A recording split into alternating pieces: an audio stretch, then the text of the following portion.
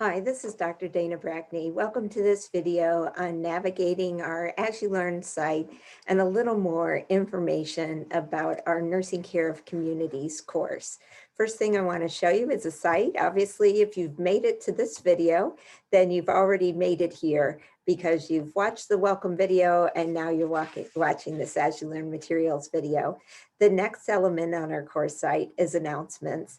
I send announcements every Saturday, most of the time, and that's so that you can get accustomed to when to look for that and where you'll find them. Sometimes I'll send out an announcement as something is of a more urgent nature to everyone, but you can expect that, and those are cataloged there, and you can refer back to them as you need to. Everyone is enrolled in the announcements.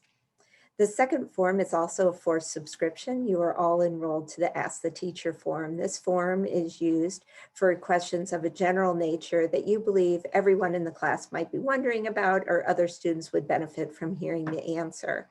When you post something and ask the teacher, an email goes out to everyone in the course and other students can reply to your question as well as myself, but everyone will be emailed whatever you send there. If you want to talk to me about a more personal matter, then you should contact me at my email, brackneyde@appstate.edu, found right over here, and I can respond to those personal questions that you would not want broadcast to everyone. Then there's the course syllabus. You do need to open this document and read it closely. I'll be talking about some of it here in a minute. There's also a nice compilation of most of the course rubrics for different assignments. Remember, we use rubrics throughout our program to have a standardization of grading across sections and within groups. So as much as I might love your assignment or what you did, if it doesn't meet the requirements listed on the rubric, then sadly, I can't give you full credit because we try to be consistent with how we grade across the courses. So please pay close attention to those rubrics. And I think the course schedule is very helpful to print out and have because you can see at a glance everything that is happening. Let's show you the grade book. Some students last semester had trouble finding the grade book. If you look here, there's this collapsed stack, which we call a hamburger. When you select that, it opens up and will reveal your grades and the different grading categories of items throughout here. You can also select these to see more detail about the various assignments. Not all assignments show up here. Some assignments do not show up here until they are graded. So be aware of that resource and that you can access that there. Let's take a look next at the calendar. The calendar, I think, is a very useful resource. It's found down here, and you can see at a glance, even just by hovering, what different activities are happening and due each week. And I do try to conform to the calendar and things that are online. As things might change throughout the semester, it's much easier to adjust these online components than it is to adjust the components that are found in paper, although they can be adjusted as well. So you can look ahead to February. One thing I want to point out is that in our course this semester, Thursday, 8 p.m. is the time and day of the week that first form posts are due. And those show up on this calendar so that you can see that clearly. And then they also show up when the final responses to those forms are due. Although I'm surprised there isn't one here on the 22nd because it should be there.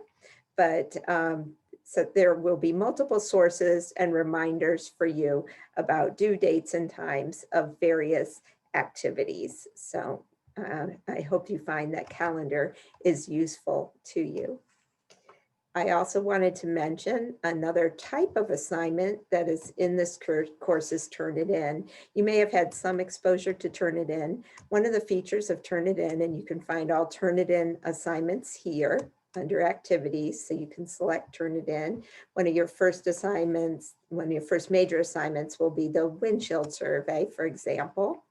And when you select that assignment and Turnitin and click on this box of cubes over here, you will be able to see the rubric that will be used in grading that particular assignment, so that you can see each of the categories and how those will be graded in Turnitin.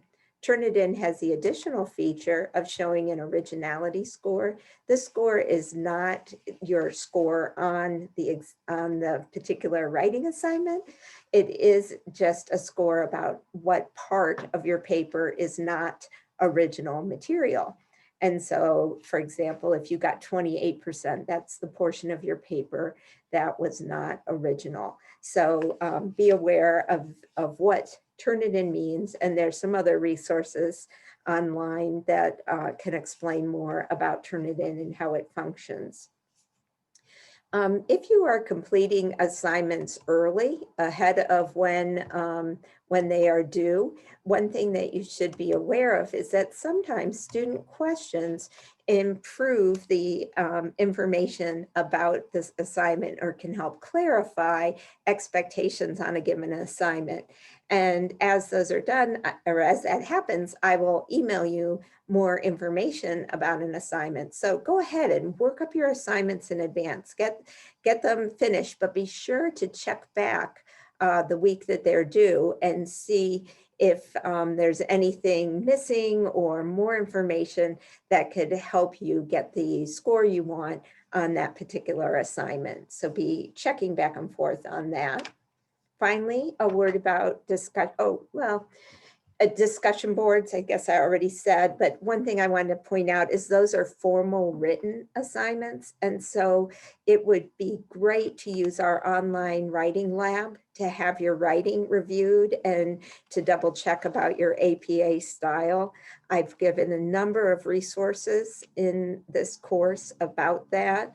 And you will have those resources. So don't be fooled by the term discussion forum. It's really a brief writing assignment. And new this year, those writing forums, you will actually post that before you can see what others have posted. So last semester, you had a chance to get used to discussions and be able to see or hear what others posted and then make your post. This semester, there's a change, and you will now post first, and then once you post, it will open up the ability for you to see what others have posted to answer the question of that forum. It's called a question and answer forum. And here I wanted to show you this aspect of the syllabus, because this may help you to decide where to put your energies on different assignments if you're trying to manage your time well. There are 3 discussion boards, each of which are worth 5%. There are 5 learning activities, each of which are worth 4%. There's 3 community assessment, 4 activities, but there's the windshield survey is 10%, key informant interview 10%, community resource 5%, and county statistical data 5%, for a total of 30% of the course. And then there's interventions and evaluations are each 10%. Your PSA is 10%, and your looking ahead PEPFAR is 5%. So just keep that in mind, so that some assignments are worth more than others because of their complexity. And when they are worth more, you should perhaps put more into those so that you can get the results that you want. So thanks so much for taking this walk through our course, and I hope that you found it helpful.